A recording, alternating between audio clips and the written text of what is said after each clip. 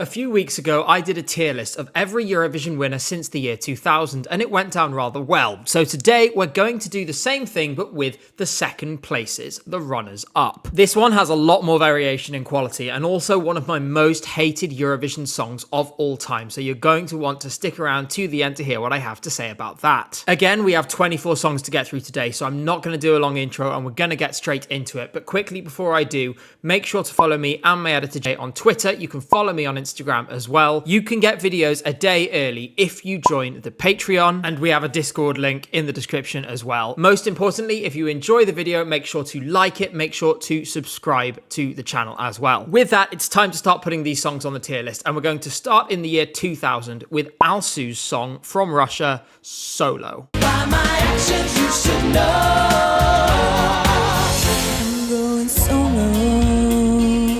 I'm not saying this is aged badly, it's just not aged particularly well either. It's worth remembering, of course, that a quarter century has passed since this entry was in Eurovision. That means that naturally music tastes have moved on, but I can't get away from the fact that this just sounds so generic. The main problem is a lot more intrinsic though, and that's that Alsu's live vocal was not good at all. I get that it was the early 2000s and it wasn't a good time for the contest, but surely we can do better than this. Beyond that, I don't even want to get started on the rhyming scheme of, I gave you my heart, you tore it apart. Now I'm coming back strong. I knew I was wrong. This also ticks the box of the cliche Eurovision key change, and it loses points for that too. Because of all these things, it's going to be straight into D tier, and unfortunately not a very strong start. We are going to jump around rather than going in chronological order in this video, but the next one we are going to do is 2001. That was Rolo and King. They represented Denmark with their song Never Ever Let You Go.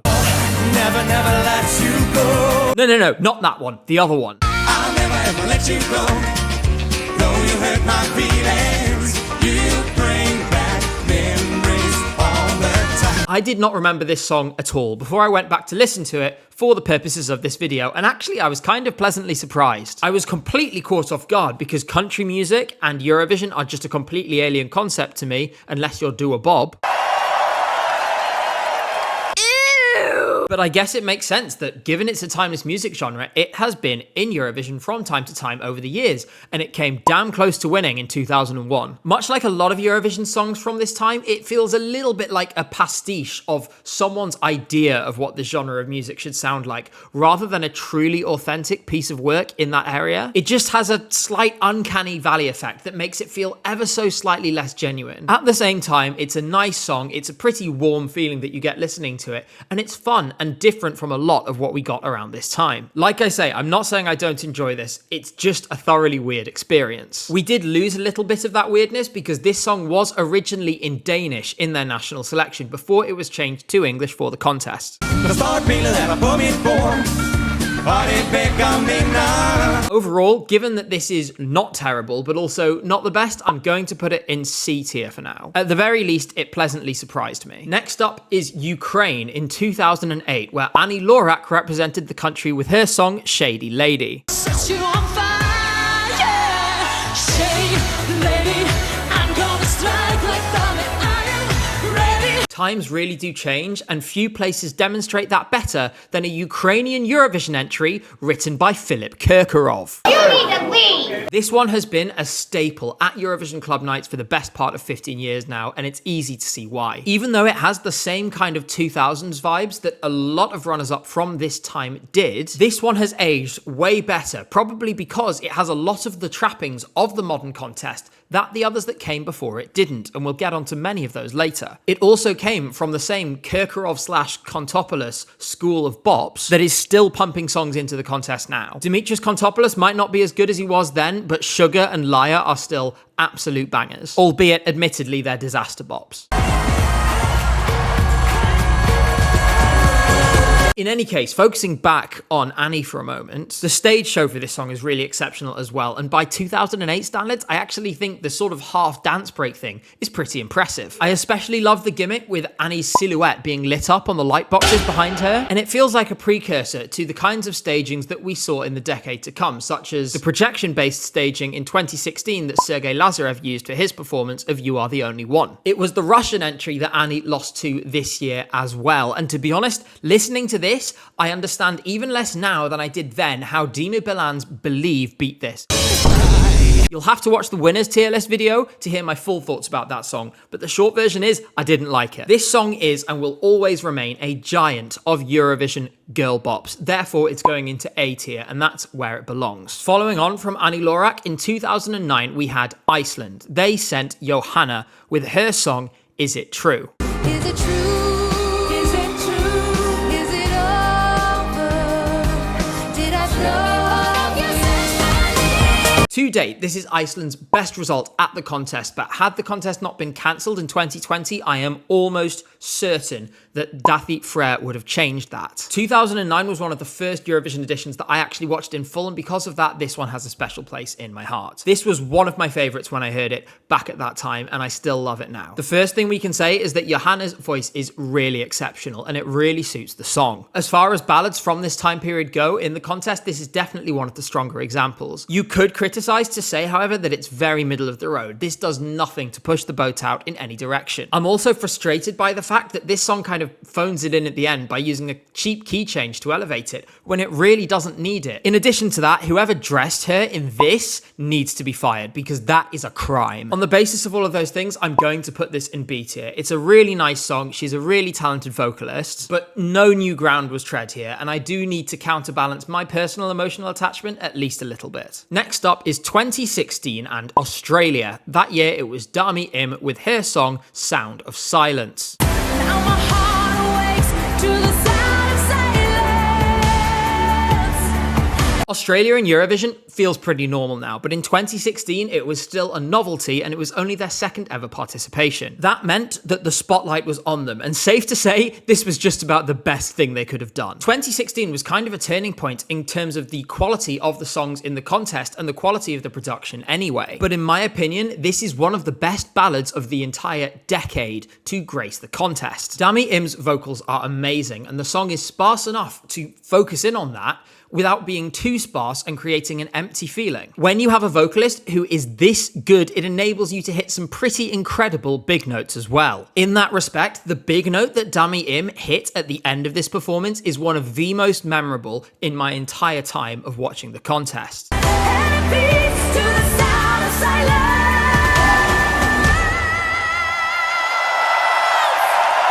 It was this incredible vocal that delivered a jury victory and very nearly delivered a win in the contest for Australia. Sometimes an artist makes an impression on fans and on the media that makes them call for them to return for years to come, and Dami Im is one of those artists. Every year, even now, we continue to see her on every fan's wish list for potential artists at the contest. I'm no different in that respect, and while I'm generally not a fan of entering the contest twice, unless you're a band from Moldova, I would happily welcome back Dami Im to the contest in a heartbeat. I'm putting this one in A tier, and had it won the contest, it would have been a really deserving winner as well. We're jumping back again now to 2005, which was Malta. They sent Chiara with her song Angel. I'll be your angel in your darkest night. I will admit I had very little recollection of this song before I listened to it for this video. At the same time, that's kind of helpful in a way because it allows me to form a first impression in the way people would have seen it on TV back then. In addition, I remember Chiara's 2009 entry, What If We, really well, and that was actually one of my favourites of the year at that time. Sadly, this one doesn't quite click for me in the same way that did. It's not bad by any stretch, and Chiara's vocal is amazing. It's just not a particularly interesting ballad, and it doesn't bring anything fresh or unusual to the table. I am going to give her credit for resisting the urge to do the cheap key change at the end, but at the same time, I cannot take this above C tier. There's simply not enough about it. 2019 is next, and that means Soldi by Mahmood representing Italy. Volevi solo soldi, soldi, come se avessi avuto soldi, soldi.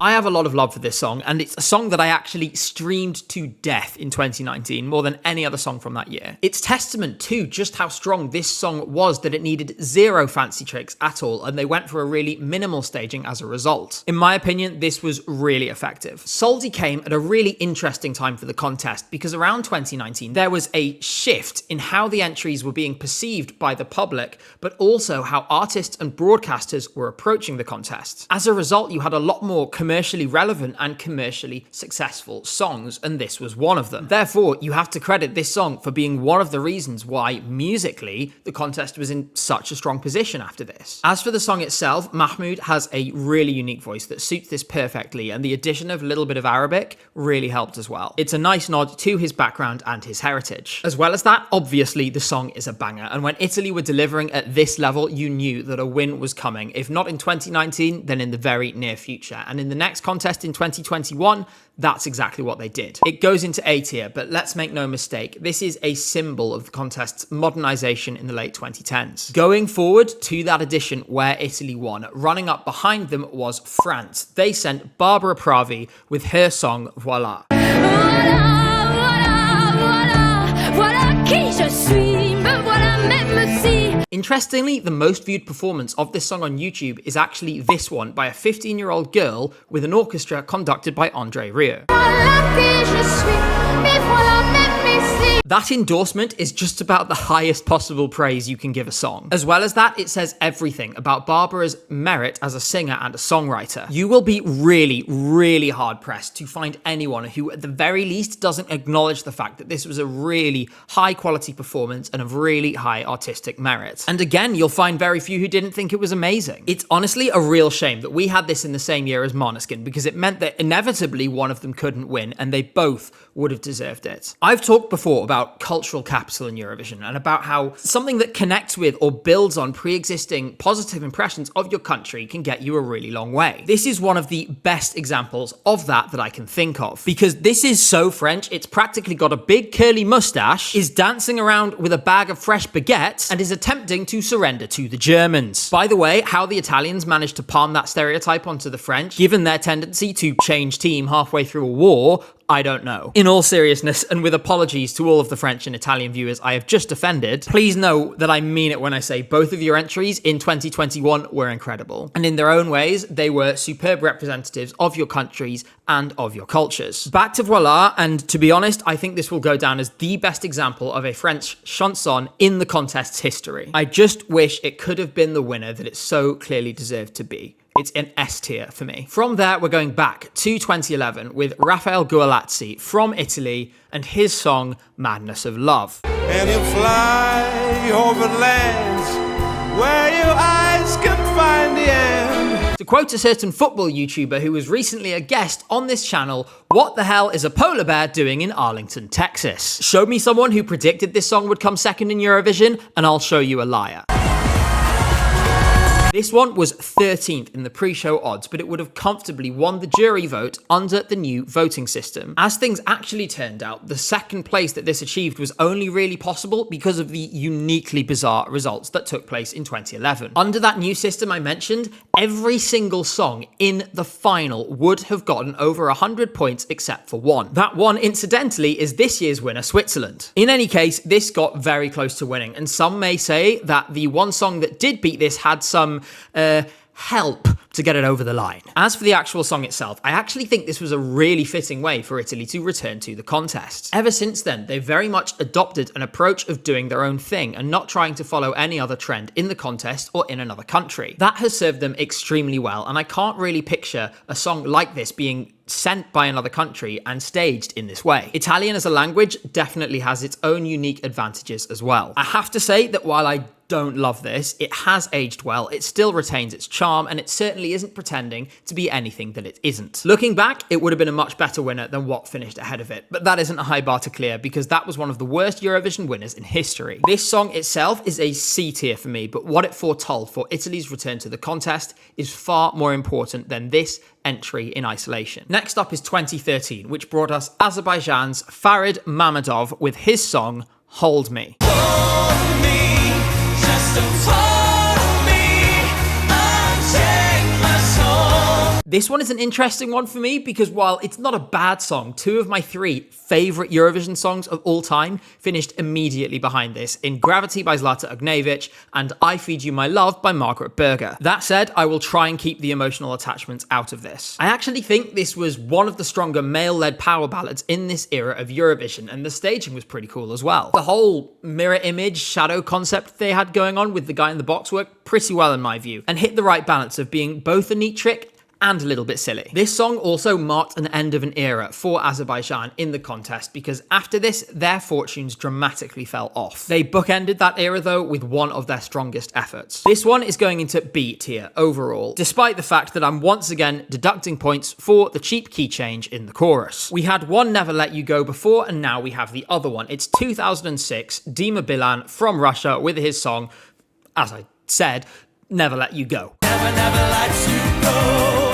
You are the one I'm searching for. Flesh on my flesh, bone on my bone. Before Dima Bilan won Eurovision with a pretty terrible song, he came second with this, and while it's still not great, it's definitely better than the one he won with. Like a lot of entries from this era, it has aged badly, but that hardly is a unique quality. That said, it's doing better than some that came earlier in the decade. The thing is though, going back to watch this, I realised it was a lot more surreal than I remembered it. First and foremost, the piano sprouting a head and body out of the back of it is like something out of a zero-budget horror movie. Don't get me wrong, it's hilarious and extremely camp. It's just also completely bizarre. Secondly, Dima's dance moves are more than a little odd. Overall, I don't hate this by any stretch. It's just not of any particular quality either. It's going into D tier and it can't go any higher. Now it's time for 2004. Serbia and Montenegro, Željko Joksimović with his song Lane Moje. Lane moje ovih dana,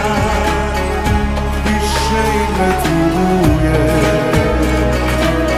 Željko Joksimović is possibly the king of Balkan ballads in Eurovision. He was responsible for Leyla by Hara Matahari in 2006, which came third, Oro by Jelena Tomaszewicz in 2008, which came sixth. He entered the contest again in 2012 with Nia Ljubav Tsvar, which came third, and then he wrote Adio by Knez, which came 13th for Montenegro in 2015. That's their best result to date. I am going to say something slightly controversial though. While Lane Moje is beautiful, it's one of my least favourite out of the songs that he has written or sung at Eurovision. All of his songs are giants of the Balkan ballad subgenre, it's just that this one doesn't quite hit as hard. That said, there's no denying that this is a beautiful song that laid a lot of groundwork for those that followed it. And because we were still in the genesis of the now stereotypical Balkan ballad at the time, none of that would have been possible without this song leading the way. I will always respect Željko and his contribution to the contest, but based on the fact that I just don't like this song that much myself, I can't put it any higher than B tier. Next up, it's time for 2007. Ukraine sent Verka Serduchka with their song Dancing Lasha Tumbai.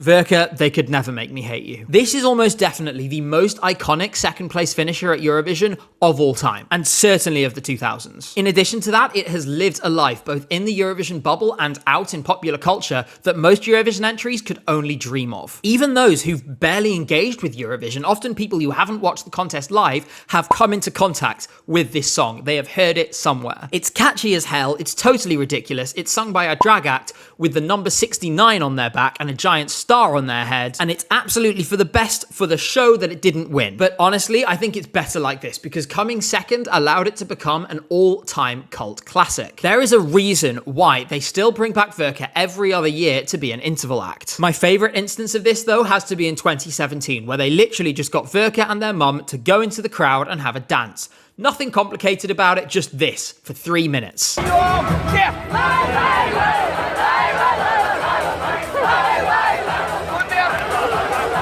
I was there in the room and I loved it. In conclusion, it's catchy, it's ridiculous, and it's one of the all-time greats. So it's going straight into S tier. Russia, goodbye. From one Eurovision icon to another, it's Eleni Ferreira from Cyprus with her song Fuego from 2018.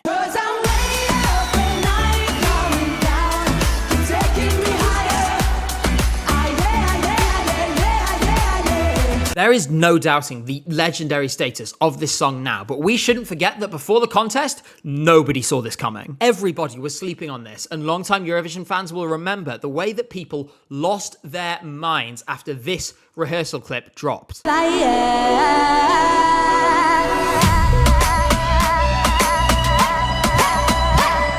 The song was always good, but no one had ever had it down as great until they realised that the woman singing it was the living embodiment of stage presence. Sometimes you watch a Eurovision performance and think this person is a star, and that was definitely the case for Eleni in 2018. This was Eurovision at peak girl bop. This was the pinnacle of the genre, and for Cyprus, this was their peak in the contest as well. The staging was perfect, the vibes were unmatched, and the performance came together as an absolute showstopper. Sure, the vocals were pitchy, and yes, it's not the most out-of-the-box performance of all time, but you can't simply write off the fact that this is one of the most iconic and well-remembered Eurovision performance of the last decade. For that reason, it deserves to be an S tier, and that is where I'm putting it. Yeah. We're going back now to 2010. Manga from Turkey finished second with their song, We Could Be the Same.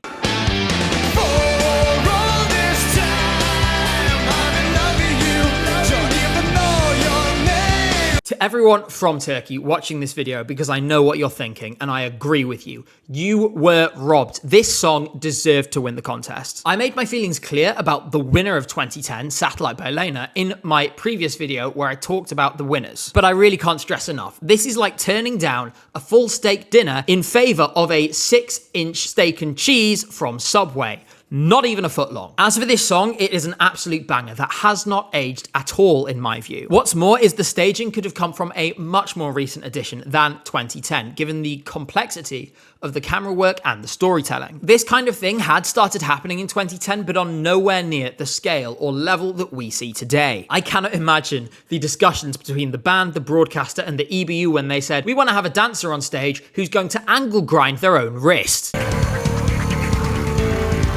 What is even better is that the EBU clearly just went, yeah, all right, why not? I'm not sure you could get away with this now. The one criticism I would have of this song is that it is a little derivative of other bands from this time period, such as Linkin Park. It does have a distinct Turkish flavour though, which differentiates it from those other songs and those other bands in some way. I have such fond memories of this, and it would have made an excellent winner, so for me, it's going into A tier. I have finally got the water that I've been needing for about 20 minutes, so my voice sounds a little bit clearer, and I'm going to need it for the next one. That's 2022, from the United Kingdom, Sam Ryder with his song, Spaceman.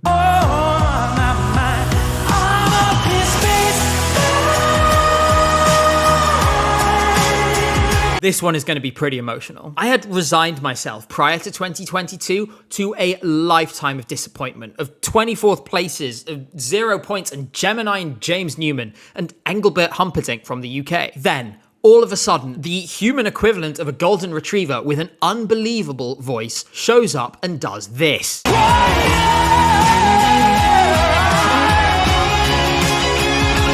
I will never forget the emotions I felt at Eurovision 2022. The utter disbelief the first time I saw that guitar solo in the first rehearsal, and fully trying to come to terms with the fact in my mind that yes, this really was a UK Eurovision entry. The pride that I felt seeing it live in the arena and seeing it bring the house down was like nothing I've ever experienced. As for seeing 12 after 12 come through in the jury vote and very nearly winning the whole contest, that was practically unbelievable. And after years of disaster, this one is really, really special to me. After the contest, I got to live that for a whole year, and we here in the United Kingdom hosted alongside Ukraine. That hosting came amid tragic circumstances, but it also gave us one of the greatest honors, I think, that any country has had in recent Eurovision history, which was to be trusted by Ukrainians to help faithfully tell their story at the most important moments. Spaceman is irrevocably bound up with the emotions that I felt at that time. Maybe that's an unscientific way of judging it, but I don't care. It's going into S tier, and it was never going to go anywhere else. Next is another emotional year for me, because it was the first year I saw the contest live. 2017, second place was Bulgaria, Christian Kostov with his song, Beautiful Mess.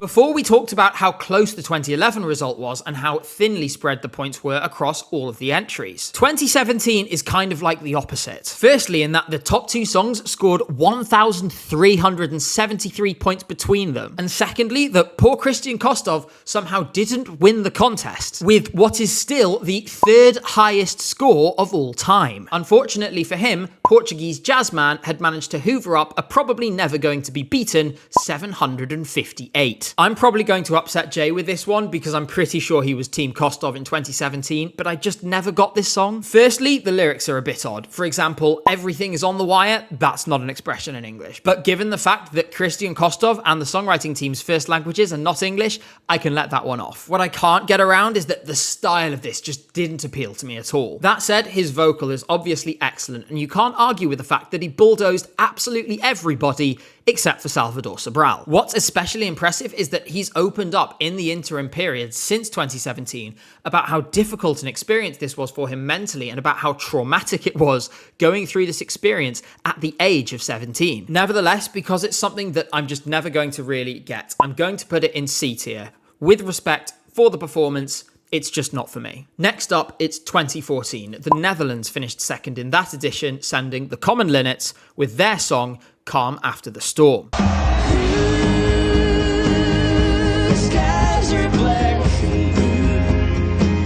This song, along with Eleni Ferreira in 2018, must go down as one of the biggest everyone slept on this entries of all time. On the eve of rehearsals starting in 2014, this was 25th in the odds, and it wasn't even a sure qualifier. Quite evidently, things changed pretty fast after that point. What made this work so well live wasn't just the fact that it was well performed, though Ilse and Waylon's voices complemented each other perfectly, but a factor just as big, which was the pitch-perfect staging. There is just one camera shot for the first 30 seconds of this performance, followed by a second one that lasts a minute and a half. It stays close in and creates an extremely personal and intimate vibe. Sure enough, people really connected with this, to the point that it actually performed better commercially in a lot of places than the winner, Conchita Wurst, did. This is one of the best examples of creating intimacy in a Eurovision performance without making it feel forced or schmaltzy or overdone. And given the timelessness of the song, this doesn't really feel like it's aged all that much either. It's not an all-time great at the contest, and I don't think anyone would argue that it is, but it absolutely deserved what it got in 2014, and it's going into A tier for me. This one will be remembered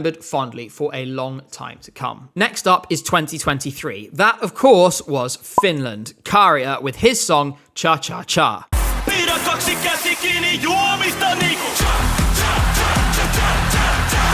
2023 has to be one of the most musically polarizing Eurovisions of recent history. We don't need to rehash the whole Karja versus Loreen drama, we've done that plenty of times. What I will say is that basically everyone would agree that there was only ever two main characters in this edition. It always felt like we were headed towards a Finland versus Sweden showdown. That's exactly what we got. I was obsessed with Cha Cha Cha and obsessed with Karja right from the very beginning. This perfectly hit the spot between the metal that I used to listen to as a kid and the Eurovision energy that I've grown to love. As a result, 2023 became an extremely intense and emotionally involved Eurovision season for me, and rarely have I connected with any song in the way I connected with this. In addition, this song has had a really profound effect on my life in a really bizarre set of ways. Jay and I first got to know each other because we loved this song, and because of the outward butterfly effect of that, this channel wouldn't be here if it weren't for that chance meeting. In addition to that, I wouldn't have met my girlfriend if it weren't for the fact we were both queuing early in the morning for his show at Roundhouse in London. There is actual footage of that concert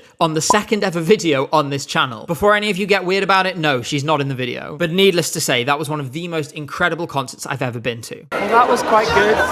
Yeah. This is one of my most played songs of all time, and it's an experience I will never forget. Despite the NFT weirdness of recent times, it's straight into S tier, and this is one of the best runners-up of all time. Next is 2012, which was the Buranovsky Babushki from Russia with their song Party for Everybody.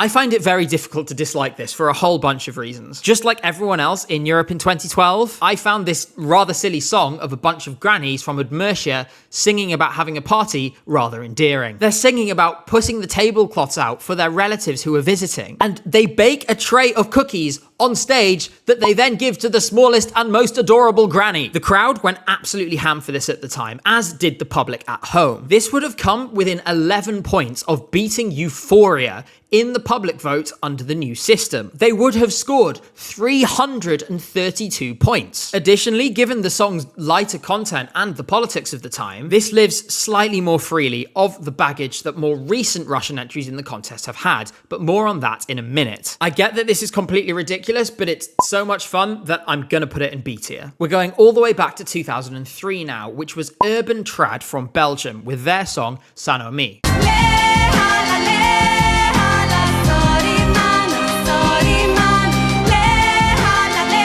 This song is best known in Eurovision circles for the fact it was sung in a made-up language, but to be honest, I think it deserves a lot more credit than it gets. Firstly, it gains some points for me for not being a dull mid-2000s nothing burger middle-of-the-road pop song, and it gains more credit again for taking some actually pretty big risks. The obvious one here is the exposure to potential ridicule for singing in a made-up language, but bringing a set of bagpipes and an accordion while singing a song that was fairly serious and somber was a pretty big gamble as well. It's safe to say that the gamble paid off, because this came really close to winning. Sertab from Turkey won out over this by just 2 points. Belgium gave Turkey a maximum set of 12. I respect this entry a lot and I really enjoy it, and when I was writing this script, to be honest, it was one of the first entries in the early 2000s that I genuinely wanted to go back to and listen to again. It's going into my B tier and it would have been a worthy winner of the contest. The year before Urban Trad, in 2002, we had Ira Losko from Malta with her song Seventh Wonder. Is it good? Is it bad?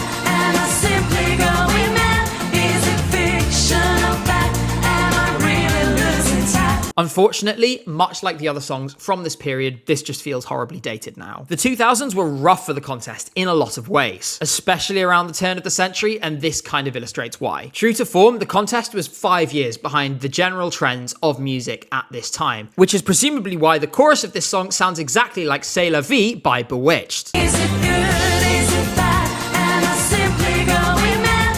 You away and you won't say you do what I don't. This had a key change because of course it did, and also a slightly silly gag with Ira blowing confetti out of her hands towards the camera. The one positive I can give for this song is that it meant I went and listened to C'est la vie by Bewitched afterwards, which I enjoyed much more than this. Sadly, that means this is going into D tier and there's no prospect of it going any higher. I've put it off just about as long as I can, but unfortunately I now have to talk about 2015, and that's Russia. Polina Gagarina with her song A Million Voices.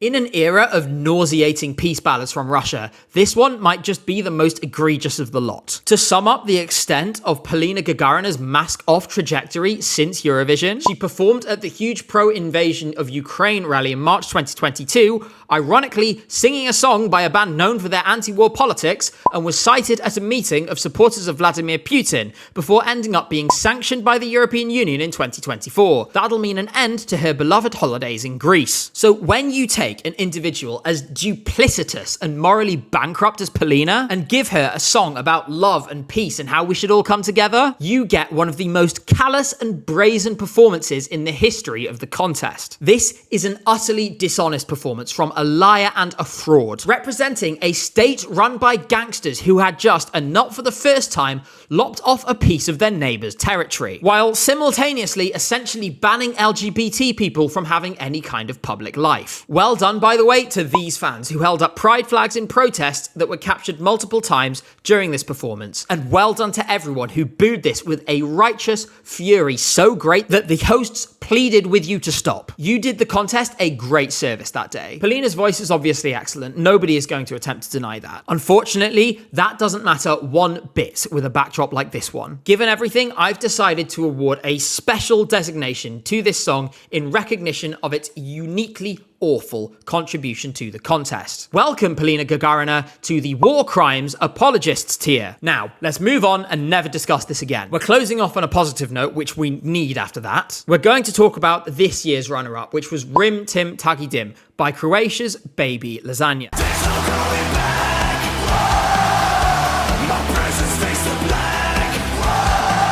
Baby Lasagna's story arc, I've talked about it a few times now, probably one of my favourite in Eurovision history. From the reserve list in the national final to a nervy performance at that national final that sowed a lot of doubt in his abilities, to transforming into the rock star that we saw at the final performance. He managed to confound everybody's expectations of him at every stage. As for the song itself, it's an absolute banger, and the final live performance is one of the best that I can remember in recent Eurovision history. Very few artists are able to deliver with the power and the authenticity that we saw that night. I'm pretty sure the sight of the entire arena's light up bracelets bouncing up and down as the crowd danced to the break in the song will be etched into my brain for a long time into the future. I still constantly come back to this one and I watch it over and over. I think I'll still be doing that for some time to come. Though he didn't get the win, finishing second was still a fairy tale ending that he deserved to his story. It's going to miss out on S tier, but only by the finest of margins, and it goes into A. With that, we have covered every single song, every single runner-up since the year 2000. Once again, I'm sure I've upset a lot of people with this, especially the French and Italians, and I would love to see your comments of all the ways in which I'm terrible. If you agreed with me, please say that as well. In all seriousness, I've been really enjoying making videos recently. I'm going to keep trying weekly for a little while,